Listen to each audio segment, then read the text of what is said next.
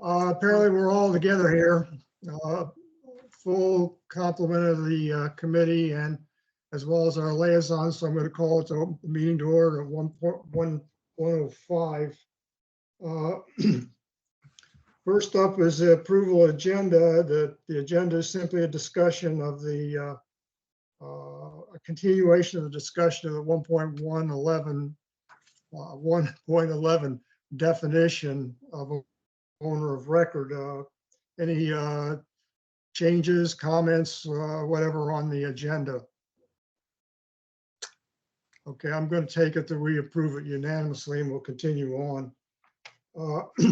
I don't see anybody on here who would be making public comments. Well, Tom Stoss is on. Tom, if you wish to make any comments, feel free to do so.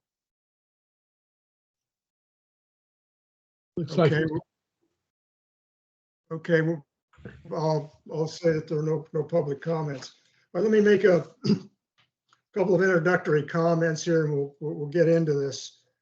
In our last meeting, we considered this 1.11 owner of record, and after consideration of it, we made a motion and it was sent to the board to limit the owner of record definition to those first two lines.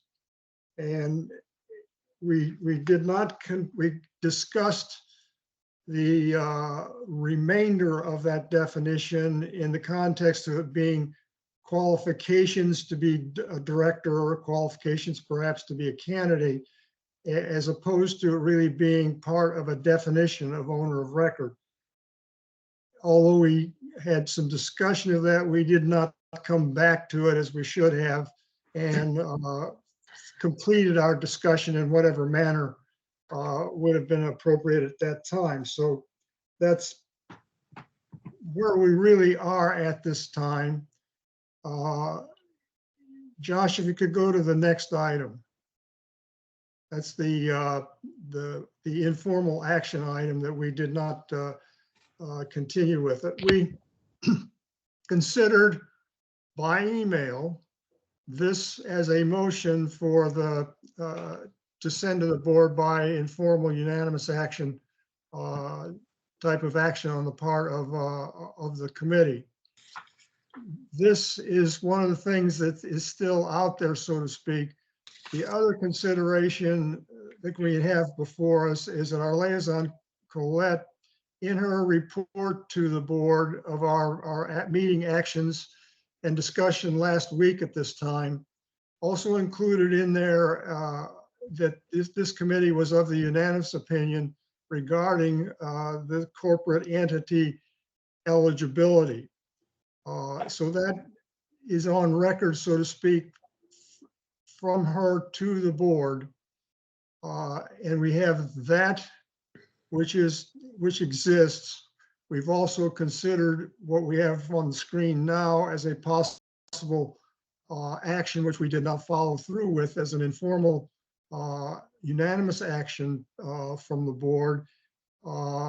And there could be somewhere in between or something else other than these two approaches. So we could go forward, for example, today with some formal motion to be sent to the board, or we could decide, well, we're going to leave it with what Colette forwarded to the board. And I think each of us got a copy of that message, and perhaps there is some other direction or approach that could be taken other than those two. I'm not sure what, but perhaps there is. Our committee is to operate under Robert's Rules of Order as a guide. That's different from the direction to the board, where the board is governed by Robert's Rules of Order. And in that respect, they had to go at the special meeting to approve another motion, a motion to approve an agenda change, and then go on forward with another motion to be considered. It's not really the case with us. I think at any point in time, a member of the committee feels it's appropriate to make a motion, can step forward and make a motion, whether that motion be to agenda meeting, and let's go home without any further action, or a more substantive motion.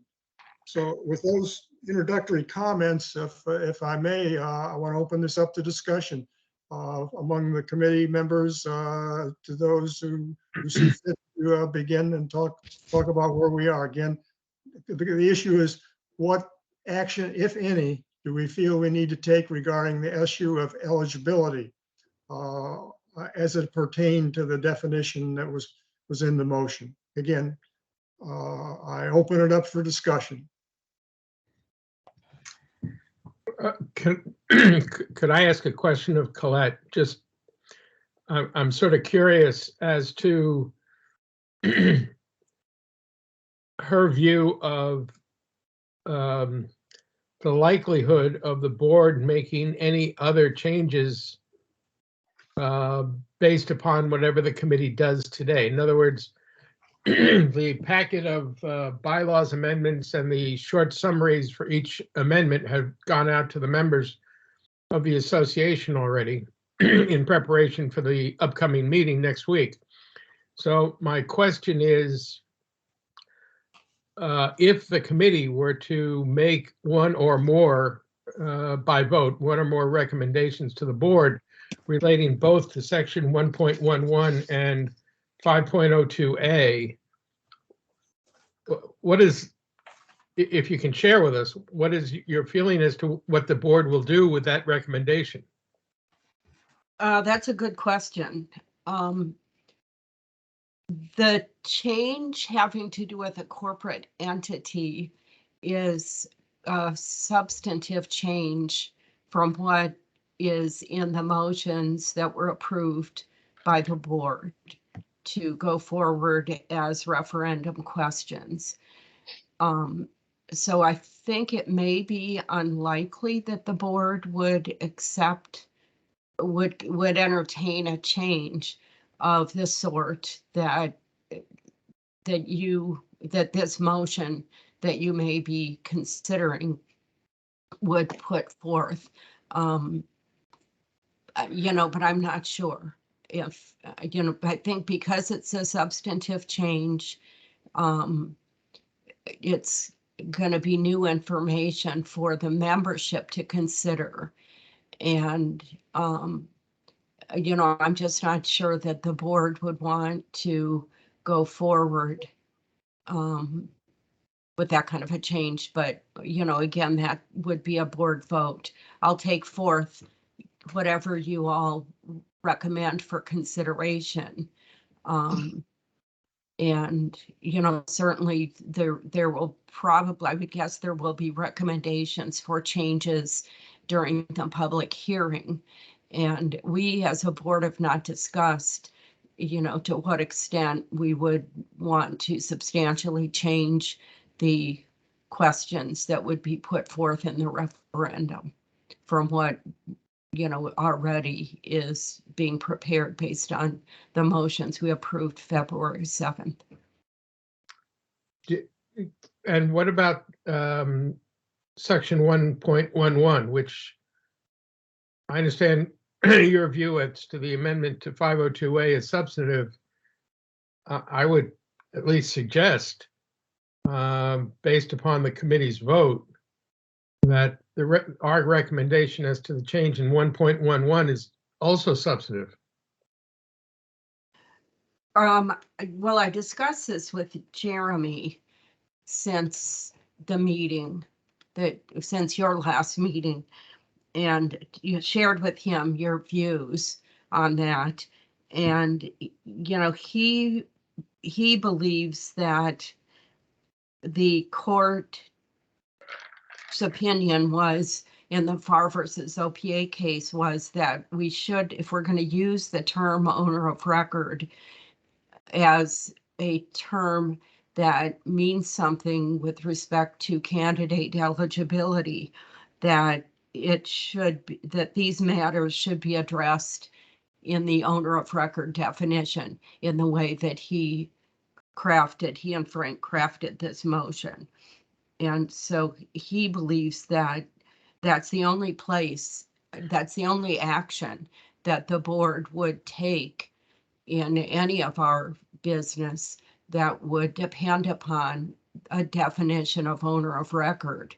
And so he believes that the definition should encompass, it should be broadly defined in the way that this motion defines it. If I may, the problem that I see with that, though, is, for example, with a corporation, LLC, or a partnership, what's going to be listed in the land records at the county is not going to be a human being. It's going to be a corporation or an entity, right? Yeah, and so I think that effectively does what I understand you to be recommending, and that is to eliminate a corporate entity from being able to be a candidate. And I think your reasoning maybe is different or maybe the same as his. I didn't get into that with him, but so I think, but no, I guess he's saying that it would be, this motion says that the owner of record would be an officer of the corporation. And so his recommendation goes against what you guys are suggesting, which is, as I understand it, it was what I put in the summary to the board that stated the concern that you had about the conflict in fiduciary duties between an owner of a corporation and a director serving two masters, so to speak. I tried to watch all the board meetings where these issues came up, and I don't recall it, so correct me if I'm wrong or educate me, but was there a substantive discussion about trust versus corporation? I mean, I heard it brought up, but it almost seemed to me in the one board meeting that I saw that everybody was lumping those two things together and addressing them pro or con as if they were together. I don't recall there being a discussion or somebody bringing up that these are two entirely different things when it comes to the potential motivations of the people involved. And in other words, having or maybe it's a debate, among the members about whether or not they're two separately and distinctly different things. Because if people are under the impression that they're not, or it's their belief that they're not, or their opinion that they're really not that different, somebody who puts their home in an LLC versus somebody who puts their home in a trust, then they're not going to vote against one versus the other. If there's a consensus that these are two legitimately separate things that should be thought about separately, debated separately, then there's options for the voting public to think about, right? So was there a significant discussion about this? Because I just don't recall there being one. Yeah, there was some discussion, but never explicitly stating that these are two distinctly different things. I recall that I brought up on February 7th, I believe, I brought up the issue of the fiduciary duties of an owner of a corporation to that corporation versus the fiduciary duty of loyalty to the Ocean Pines Association. And it didn't really get traction. Right. And do you recall that, Keith? I do remember you bringing that up, and I was kind of surprised that nobody had a reaction to that. Yeah, and I was surprised. I thought that Jeremy would have a reaction, and I could certainly bring that up with Jeremy again. Not being a lawyer, I don't really speak the language of these matters, and so I'm probably not the best person to be debating this with a lawyer. I can tell you that I for a brief period, for a part-time job, I actually did inspections for homeowners insurance companies. And so I went property to property to do these inspections. And I can tell you that in Ocean Pines and in Ocean City, there are many of these single family detached homes that are owned by companies, many of them. So it's more of an issue than I think was believed. I think when I brought this up, and you may be speaking to this because of the fact that when I brought it up, it was dismissed as being few instances in which this would be a concern. And it sounds like that's not the case. And realistically, I can't say that there's a huge instance of these companies wanting to put somebody on the board. Maybe it hasn't happened in the past, because some of the argument in media has been, well, it hasn't been a problem before. Why are we worrying about it now? Which I think is the entire reason why we're having these discussions, is to determine, is this something that we should worry about for the future? If it did happen in the future, would it be a big deal? Would it not be a big deal? But I can say from my personal experience, there's a number of homes in Ocean Pines that are owned by corporations, and they're not all, mom and pop making a decision between an LLC versus a trust. Some of these are companies that own these properties. Exactly. Yeah, and Yep. I think it's been presented in the press as being the equivalent. The two concepts are equivalent methods by which families protect their assets for their beneficiaries.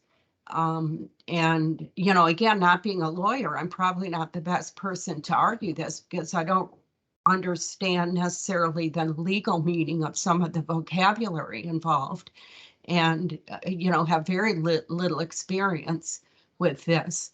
And so I think that has contributed to confusing the issue, the way in which it's been presented in the press. But, I think that the board has not made that distinction ourselves in our discussions, just compounds that.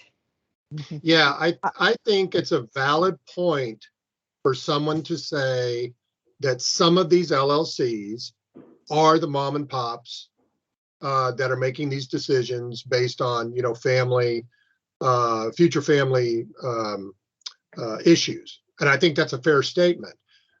The problem is, how do you distinguish them from the company-owned properties? Right. I don't know how you would do that. Again, we talked about this before. We got to be careful not to create things in the bylaws that drive us to have to hire a full-time legal staff to try to ferret all this stuff out, right? It starts getting really complicated. So, go ahead, Steve. Yeah, and I'll tell you, Keith, it did come up in the Hill versus OPA lawsuit. And in that matter, the issue was that Hill's personally owned property was in arrears on its assessment, and there were no plans to pay that assessment within the time frame that would be required. And so Mr. Hill had claimed to be a principal in an LLC, and that was investigated by OPA staff and our counsel, and we were not able to find a relationship between Mr. Hill and that LLC. But the LLC, again, a layperson looking at this, looked to be a business, not a family protecting its assets. And so, it does come up. If I can, Clint, I want to get back to a point that you made early on as to your discussion with Jeremy about the language in 1.11. I certainly understand Jim's original point about the need to amend that which the board has in their proposed motion to basically cut out some of the sentences following the first one. I understand that argument. I think what's gotten lost, however, is that there's a difference in defining a person or owner of record, whether it be a trust or any other corporate entity for that matter. And the question of eligibility to serve on the board. And that's what I am somewhat concerned has been lost. Now, it may be that this issue of a corporate entity, as you pointed out, serving two different masters, has not come up in Ocean Pines. That may well be the case, but I think Keith is correct that if it does come up and something happens, by the time we all find out about it, it may well be after the fact if we don't take some sort of steps here. So, you know, there's a difference between, and by the way, that's clearly within the board's own proposed motion. The board notes in the amendment to 501 in the proposed motion that begins on 1.11. The last sentence, additional qualifications for candidacy and election to the board of directors shall be governed by section 502A of these bylaws. So the language that Jeremy drafted relating to trusts and any corporate entity really has no impact at all on 502A, which is the eligibility question. Yeah, and I, you know, when I asked him about that, his concern was, again, you know, I stated that this owner of record concept is only used one place, and that is in the eligibility to be a candidate. And he said that in the FAR versus OPA opinion, there was also language that expressed concern about other parts of the bylaws, the non-definitional parts of the bylaws, addressing themselves to something that should be defined in the bylaws. And so he felt that, you know, what we were being asked to do is to define owner of record as it pertains to its one use in our bylaws, and that is the eligibility to run. And so you know, he felt that if pieces of it were in the definition and other pieces of it were in 502A, that we would still be vulnerable to that argument that, okay, now you're reinterpreting a definition in another part of your bylaws. And he felt that given that it was a one use term, so to speak, that it should be defined, the definition should encompass all of its elements, so to speak, you know, the human beings, but also recognizing the corporate trusts or the trusts and the corporate entities that were owned by human beings. And I think maybe he made an unfair assumption that few of these LLCs are owned by companies. That people, you know, why would some company own an LLC in Ocean Pines when it's a family resort and retirement community? Well, that may have been the case 50 years ago, but as we can see, there are people, you know, when the housing market made it easier to buy properties, people bought properties for income purposes. You know, we hear complaints from people in Turns Landing and other sections of Ocean Pines that there are these huge homes that were bought by corporations that are used as short-term rentals, and they're wreaking havoc on the neighborhoods. And so it is happening. Well, Yeah, I was just gonna say that, I'm sorry, just real quick. Most of the homes that I dealt with that were corporate owned were large, expensive homes. And it's very, very common. And even in Ocean City, many of those homes that are out there on the beach are not privately owned. They're corporate owned homes. It's very common around here. Right, yeah. So, you know, that being the case, I think if you guys put forth, you know, we can put forth an argument, and I would certainly encourage that, you know, a position paper maybe comes out of this, or a motion that comes out of this that will articulate the concerns that you, as our bylaws experts, put forth for consideration to, entertain a change in this definition that would, more clearly ensure that the people who get on the board have one master, so to speak. I mean, that's the simple concept that I can relate to, that a large corporation is, we may not share the same interests as a small family corporation that is, if those even exist, owning these houses. Well, going back, This is still a family community. well, that's true. But going back to Keith's point to some degree is this sort of notion that you combine the concerns which drove in part the FAR litigation, which is the trustee question, putting that aside for a second.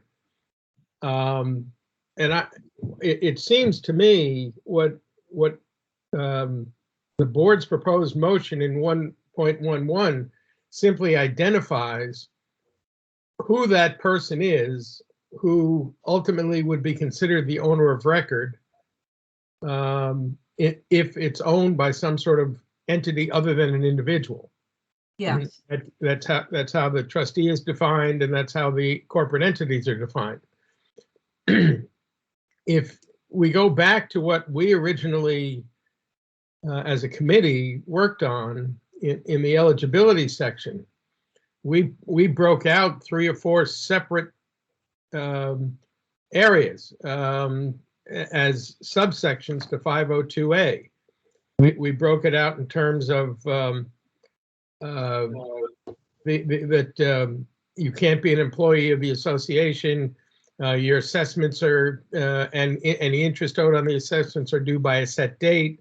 What was the familial relationship, and we included the corporate entity. Now that all of that was included in what we first gave to the board, I guess at the end of our January meeting, which may or may not have been fully considered by the board in the February meeting because Jeremy redrafted certain things. I get that. But if I just go back to the, and actually using your example of the concern that some have about short-term rentals and all that, again, the person who owns the property who's engaging in the short-term rental would be free to run for the board and engage in sufficient actions to protect their corporate interests without protecting those. I mean, you're setting everything up without addressing the corporate entity in 502A. You're setting everything up for the conflict of interest, which drove us to this point in the first place. Exactly. Yeah. So, I'm not going to say that they won't entertain this change. But, this, maybe what, if you're concerned with this definition is that the meaning doesn't give us the meaning as set forth in Frank's motion does not provide adequate protection from an individual, an officer of a corporation that would have 2 masters that would set up the kind of conflict that, maybe FAR versus OPA was meant to address.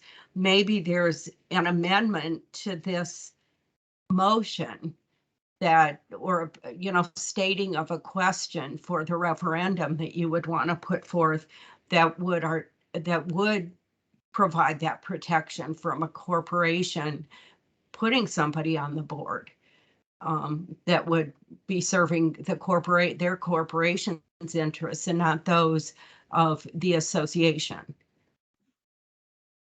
So, I don't know, but, I would be happy to go back to Jeremy to this, to address this again, but, he doesn't have the authority to change the question. The only people that have the authority to change the question are the board. And so what I think would be required is a compelling enough argument. And I think you have better articulated that compelling argument than I did to the board. And, maybe re-articulating that compelling argument in a way that would compel them to consider changing that question. I'd like to step in for just a second. This doesn't have directly anything to do with the substance of the discussion. This just has to do with where I see us being regarding our input to the board.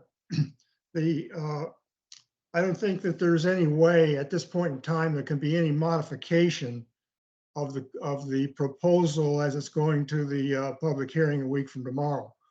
That what's out there, what's in that notice letter, that's it.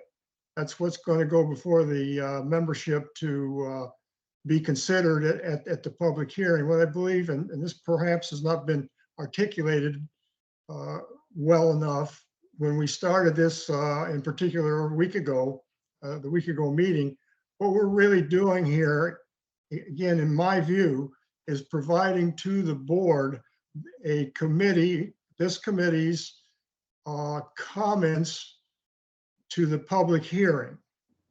We can't expect that there's any changes to be made as to what is going before the membership or those at the public hearing, but this is the committee's advice regarding what the board is proposing.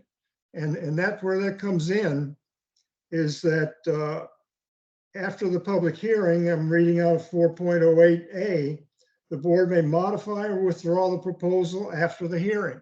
And what's what we're doing. This is what you should take into consideration last week, and anything that comes out of this week at this meeting. This is what you should take into consideration and what you actually put forward for proposals whenever the referendum voting period, when that comes, and when that voting referendum materials are sent out, you should have this in it as opposed to what was in the proposals at the public hearing. That's my expression of where we are and what we're trying to accomplish. Get information to the board as part of, literally part of the public hearing as a committee. Jim, am I correct?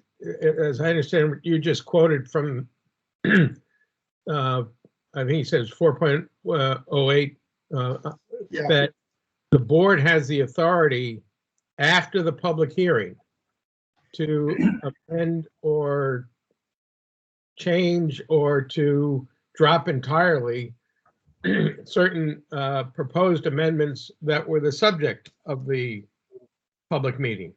Yeah, input from the public. Okay. The input from the public, and we're a committee, but we're also making we didn't get a chance to look at these motions before the board went to its own special meeting. So we're playing catch up, so to speak. Right. And we're doing that by providing an input to the board for the public hearing. That's Okay. my view of what we're doing.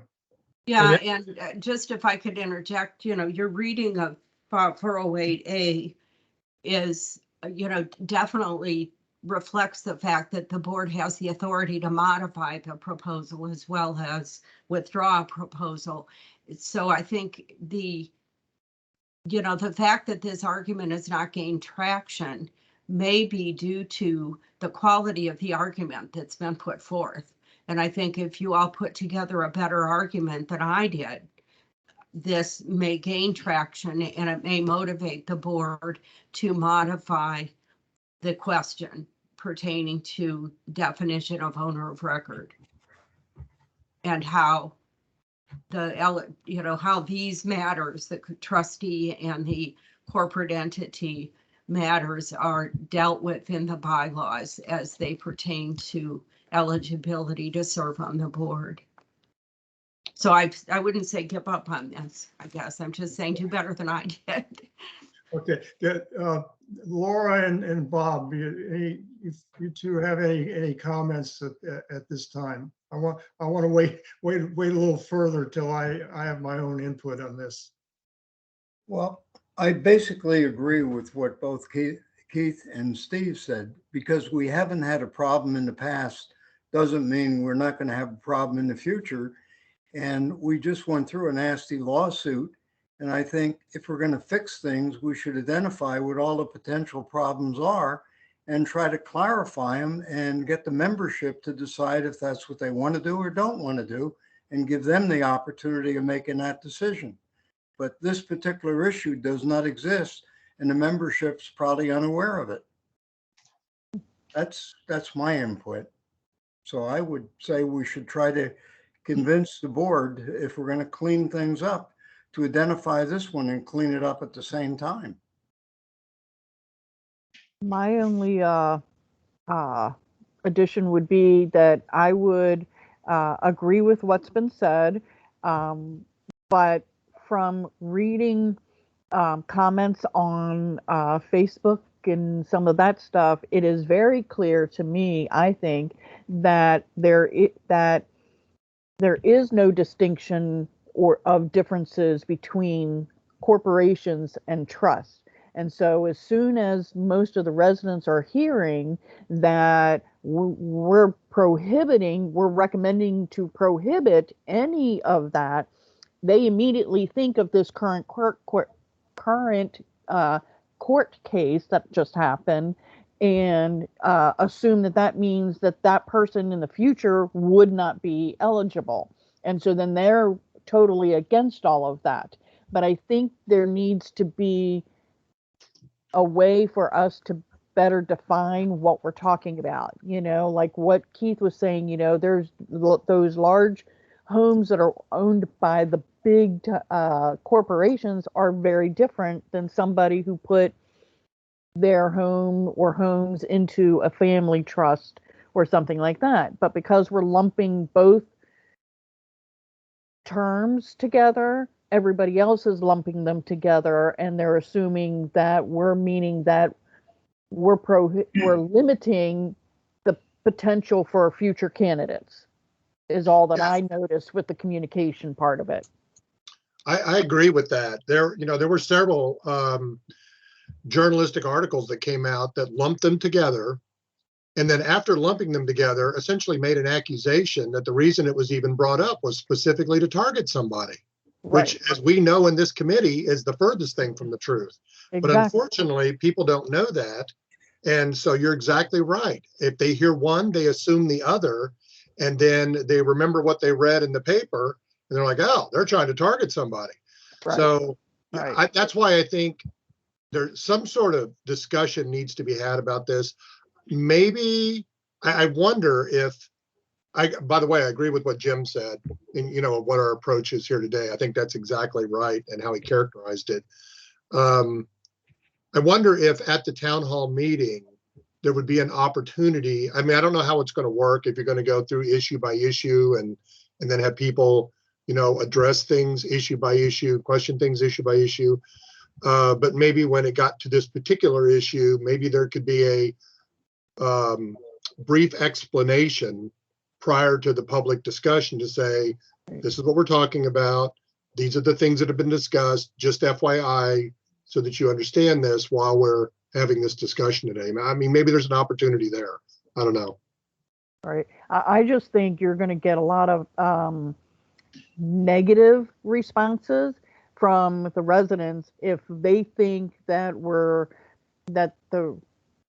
the reason we're putting these kind of parameters in for corporations and all that, and they're assuming that we're lumping in trust with that it is to keep certain people out, and that's doing more negative harm to us as a group, an association. I don't believe. I think the majority of the people understand that what our committee is doing is different than what the board of directors is doing. And I do think that they appreciate the work we're doing here. So if there's some way that we could really,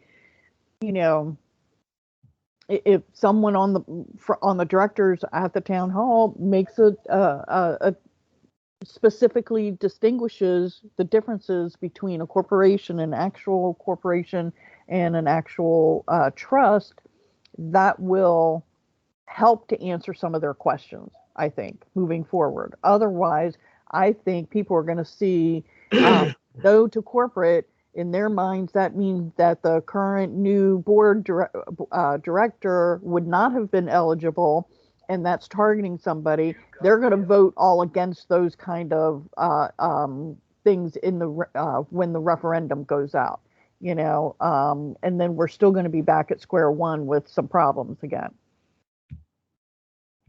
If I could Oh. just interject here, you guys are articulating these concerns very clearly and articulating a distinction very clearly. We have one member of the press attending this meeting. I believe that others will watch the tape of this meeting, and a certain amount of this is in the hands of the press to accurately reflect the content and the quality of the discussion that your committee is having, to underscore that distinction that Laura's talking about. Okay, I'd like to try to add a comment or two here. I don't have a good answer to the communications issue that Laura has brought up, but the definition recommendation that we made in our motion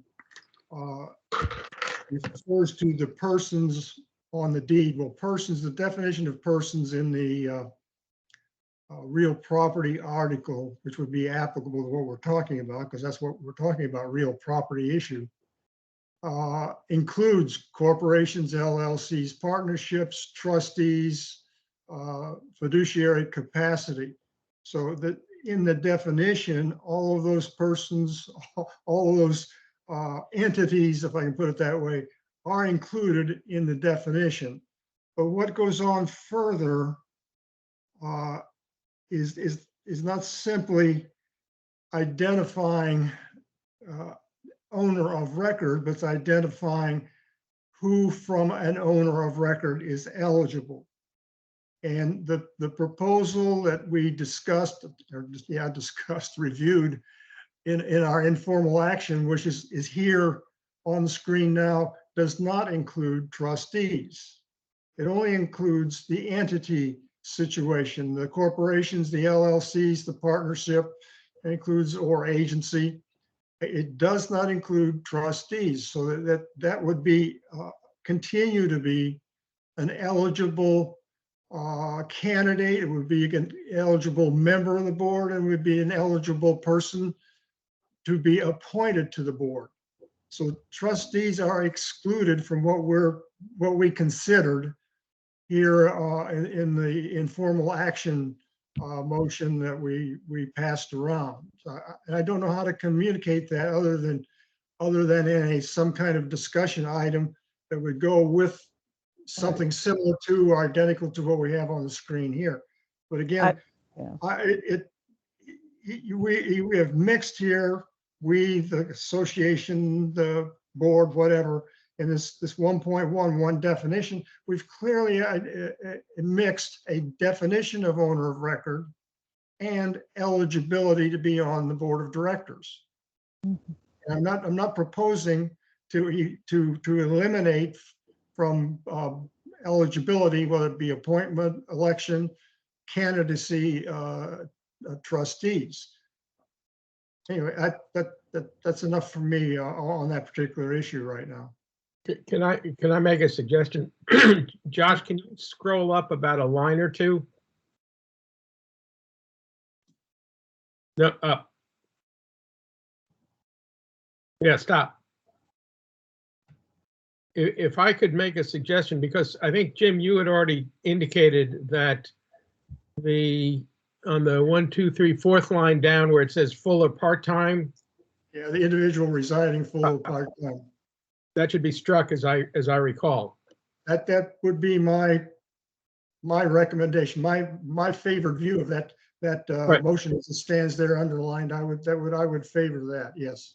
Okay, I have no problem, and I would suggest at least if and I think maybe this gets to Laura's issue as well, which I think is a good one, by the way, would be to say after the word directors, period, something along the lines of this restriction does not apply to trusts or trustees. However, to try to pick up the language that the board recommended in 1.11 and make the distinction crystal clear. I mean, I don't know, just trying to think of this quickly. I'm not sure that if you were, I got to think about this, but I'm not sure if you were in a court of law that one would consider a trust to be a corporate entity. But if the concern is to make the distinction abundantly clear, I have no problem in adding and would suggest maybe we should find a way to add a sentence after the word directors to make that distinction crystal clear. That would seem to me to address the problem. Okay, I agree with what Steve has indicated, to make some kind of a further indication and just kind of add to this. This is what we're recommending. And above that, it says something about that the council develop the proper wording. So that this wording could be subject to being revised as necessary to make it maybe not so much more clear, but make it read better from a legal standpoint, if I can put it that way. So we are not necessarily expecting this wording to be the final end-all wording. We're asking that it be written such that it's in a proper manner, if I could say it that way. So in other words, in addition on there is just what Steve has said. I support that. I would be okay with that. I think that would help a lot. People know the words corporation and trustees. And if they can see that trustees is not part of this point of prohibiting the corporate entities from being a candidate for the board, but that it does not apply to trustees, I think that will go further in helping them understand that there's two differences, and that no one is, whether it's the committee or the board, is really trying to target any particular specific owners or anything like that, current or in the future. I think that would help with the perception to our residents and to the public. I agree with that as well. And I just, one question, should the word corporate in the first sentence be capitalized? Probably, yeah. I don't have a good answer for that. Because, my background and most of this stuff was, almost 30 years in the military, and it makes a difference whether something's capitalized or not, because one's more formal than the other. And it just seems like, especially because we get to, but not limited to, a corporation, LLC, blah, blah, blah, it's capitalized there. And I'm thinking that we're talking about a formal organization. Right. Right. So it seems like that first C should be capitalized. As we're moving along, I've already corrected it on what I have here, depending on where we go from here. Let's put it that way. But I agree with all the other stuff that was said as I well. don't see a problem with capitalizing. That's a good point. I have a question for Steve, basically. Is there a legal definition that could be incorporated there, the difference between a corporation and a partnership or trust that would stand up? Because as soon as you make a statement, if somebody decides to go to court, you're always going to have a lawyer arguing against the words, what it really means. Uh, I mean, I agree, it's communications, and how do you communicate it so you don't publish something that can be turned against you in the court of law at a later date? Well, uh, the short answer is I'm sure there is a definition of these different entities in whole or in part, either in the Maryland statutes or at the risk of saying this, in Black's Law Dictionary, which was sort of a silly argument that was made during the FAR litigation. But anyway, I'm sure there's a definition somewhere. But I don't have I have not laid my hands on one because I never thought about looking for one, to be honest with you. I think the important thing to keep in mind as a legal matter is that these corporate entities, as opposed to a trust, these corporate entities are formed as a means of protecting assets of the individual, or in the case of a corporation, and in some cases a limited liability corporation, which is what an LLC is, the inner workings of those business entities. I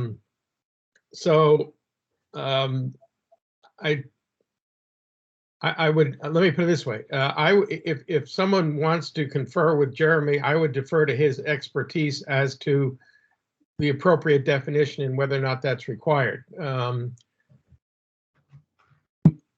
The potential problem I see for the committee is, just thinking about this quickly, is, as I recall, what we worked on last meeting in section 1.11 was to recommend that the board delete all of its suggested language that is underscored in section 1.11 after the period, the word attributable and the period. In other words, the whole discussion about if a trust is listed and the deed is recorded and the trustee and the co-trustees and all the corporate entity language would come off if the committee had its way,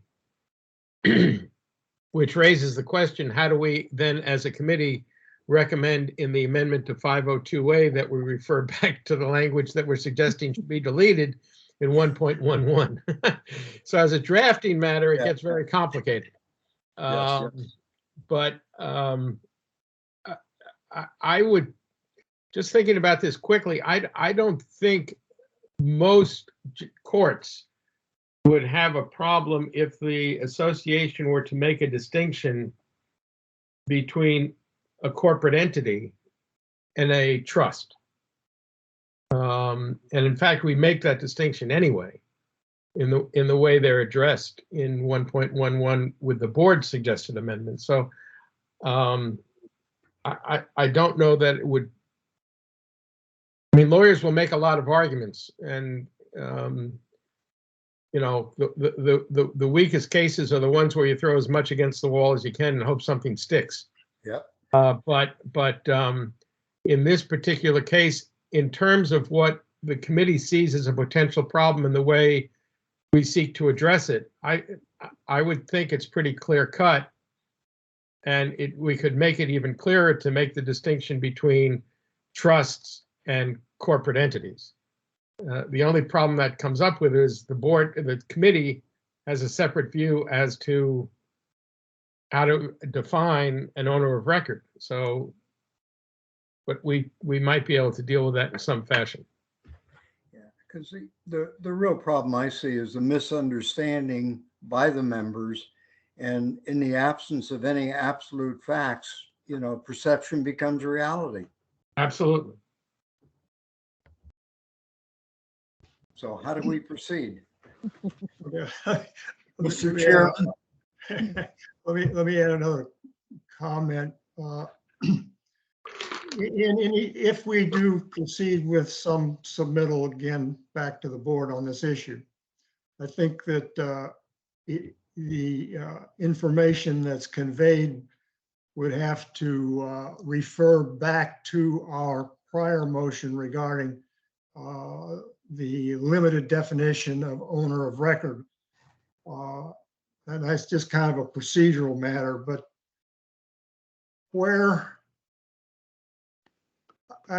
where we're differing from the board in its motion for 1.11 in its entirety as the board approved. Where we're differing is in the manner of who is eligible to be on the board of directors, by whatever means.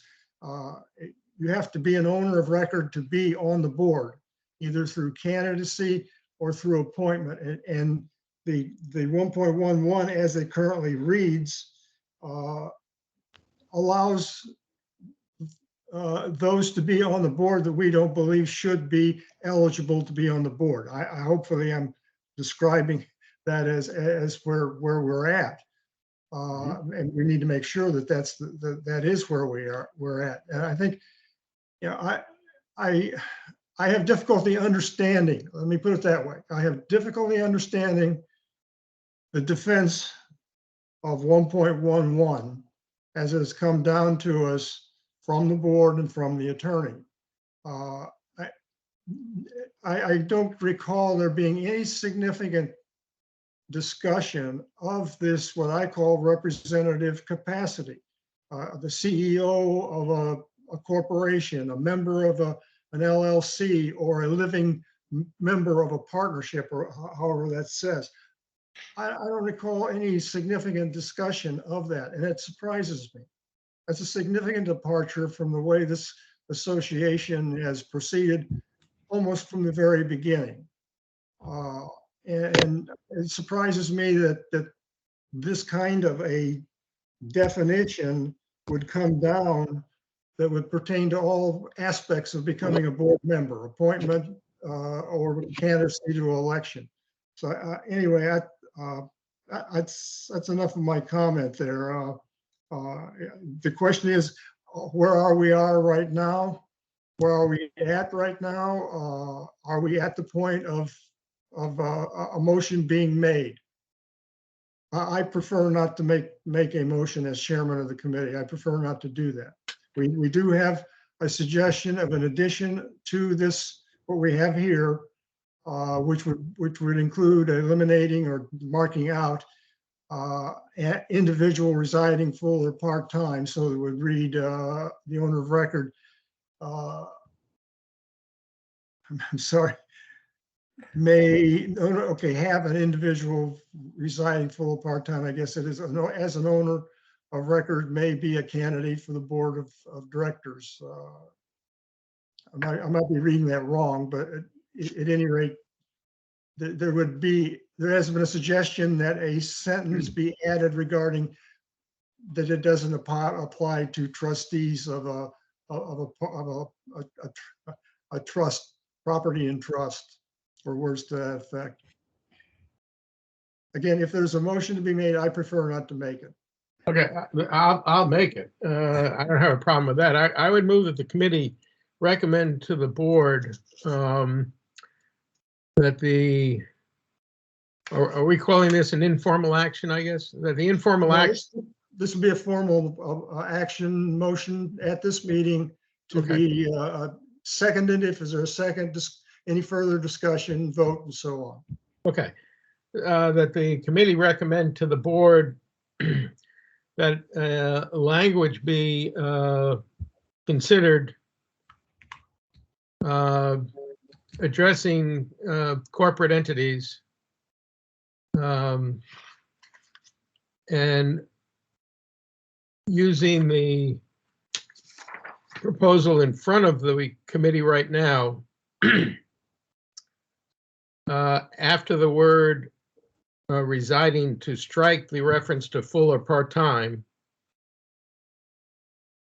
and include a sentence at the end that would read that this subsection does not apply to a trust. Rogers. Excuse me? Sorry, that was Oh. my phone. I turned it off. A sentence be included at the end of this proposal that this subsection does not apply to a trustee or co-trustee. I would add that in the explanation, in light of Jim's reference to the real property article, that we could include a sentence that just says that the language in 1.11 is already covered when one reads the definition in the real property article. That might help address what appears to be an inconsistency as to where the committee is. I second the motion of amending the sentence at the end of this paragraph that we're looking at on the screen here, as well as striking full or part-time, residing full or part-time, and capitalizing the word corporate. Okay. Steve, could you go back to the, it's actually it's part of the motion, actually, where it is recommended that the board, and then above the underlined part, let's make sure we get that wording down again. Did you try that one again? I didn't try to write anything down there. Sure. Just, I mean, I can redraft this since I did the original. I can redraft this and shoot it back to everybody one more time. But yeah, Steve, I'd prefer that we finalize it now, vote, and Okay. then I'll take what we've got here, and immediately this afternoon send it to Colette. fair enough. So anyway, back to where we were. Okay, so after the in the motion in the under the where it says motion colon to the second paragraph, it is recommended the board consider revising the criteria for eligibility for candidates for election to the board of directors as follows: colon, no corporate, capital C, no corporate entity, including but not limited to a corporation, LLC, partnership, or agency that is listed as the owner of record may have an individual residing. No, gotta take out residing. Yeah, Residing comes out. yeah. May have an individual be a candidate for the board of directors, period. This subsection does not apply to a trustee or co-trustee.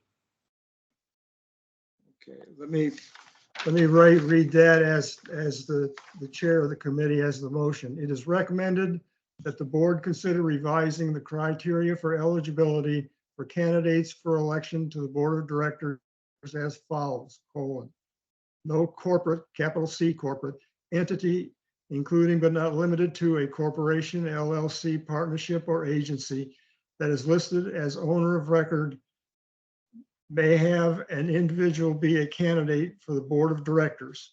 This subsection does not apply to a trustee or a co-trustee. That's the motion. Yes, Concur. Any second to that motion? I second the motion. Okay, Bob's has seconded Steve's motion. Bob has seconded. Is there any further discussion to this motion? Okay, having heard no discussion, let's all in favor say aye. aye. Aye. Are there any opposed? Okay, I hear no opposition. Are there any abstentions?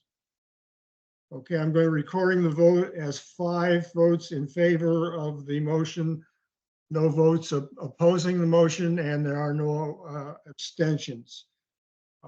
What I will do is take what we have here on the screen as it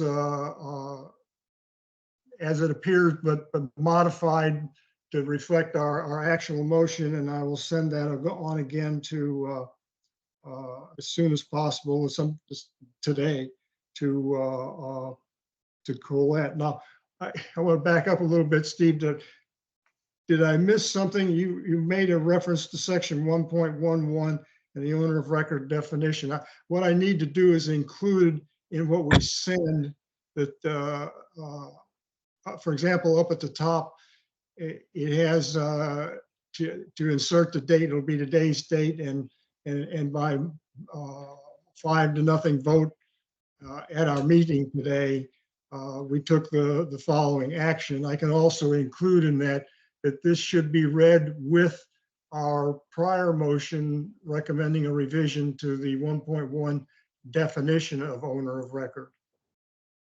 Right, I guess I may be a little guilty of being a little too picky on this, but it struck me that since we, and I'm using your explanation, Jim, so if I get it wrong, tell me, but your view on striking most of the explanatory language in section 1.11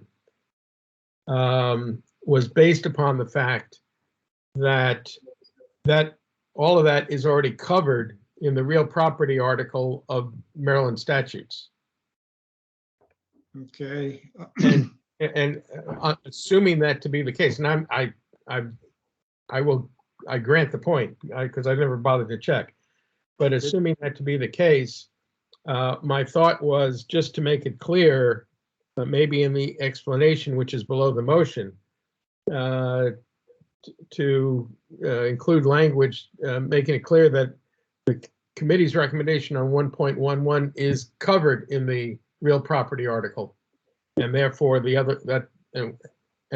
therefore there's no inconsistency between what the language we have in we're recommending 502A and what we have recommended in 1.11. If you don't feel it's necessary, then don't do it. I may have been just a bit too picky, so Well, I'm looking at the explanation part in after the first sentence, something that reference to the definition of persons in the real property article includes each of the persons in the definition. I'm kind of struggling for what kind of words, but I can insert a sentence like that in there. It won't change. It won't change any of our action. It's just part of the explanation. But that would get that point in there that the definition persons already includes everybody that's listed there in the context of being eligible to be on the board of directors. That's literally why they're there. That makes them eligible to be on the board of directors, and that's what we're taking exception to. correct. So I'll add a sentence in there in the explanation. The second sentence will be a reference to the definition of persons that it's already covered. Persons are already covered in the definition and don't need further elaboration. In the real property article, yes, I agree. Right, yes, that's right, the real property article. Yeah. All right. We're under the 4-hour mark. If I may, just a couple of brief comments here before we wrap up. We started this bylaws effort. I went back and checked the records. We started this bylaws effort at the committee level in our April 30th meeting almost a year ago. So we've been working on this for 10 and a half months. The last couple of months have been maybe kind of uneven in what's been going on because of late developing events, some of which were certainly anticipated, but perhaps not anticipated to the extent that they actually came about. We're an advisory committee of the board of directors, and I feel personally confident that as a committee, we have worked diligently in providing our advice to the board of directors regarding the proposed motions to amend the bylaws as they're going to the public hearing a week from tomorrow. I certainly appreciate everybody's help and effort and work on this. And I think everybody has contributed. And again, I think the committee has faithfully discharged its responsibilities for being an advisory committee to the board of directors. And I also want to express some thanks to Josh for all of his assistance in our efforts. We really couldn't have been as effective, I think, as we have been without Josh's effort. Now, we've talked very little about future meeting. Last week, I think we came to the conclusion, let's wait until after the public hearing and see where we go from there. There are a couple of resolution actions that are going to bubble their way up to the surface here. And I can communicate them to the committee here in the coming days. They're not sitting there waiting for us to act on, but there are some resolution items that are coming up for further consideration. But we can wait until after the public hearing to see when and what we may need to be doing as a committee. So does anybody have anything further before I ask for a motion for adjournment? So Nope. I'm asking for a clarification here. Sure. Okay, I'm gathering that you are wanting me to represent to the board at the hearing these motions and statements requesting change in the proposed questions. Or would you be representing that yourself for discussion purposes? I have no problem representing it for the committee. Okay, so I guess we can work together on that, Jim. I will defer to you at the hearing to bring up these points, and I will, help present your point of view if that's needed.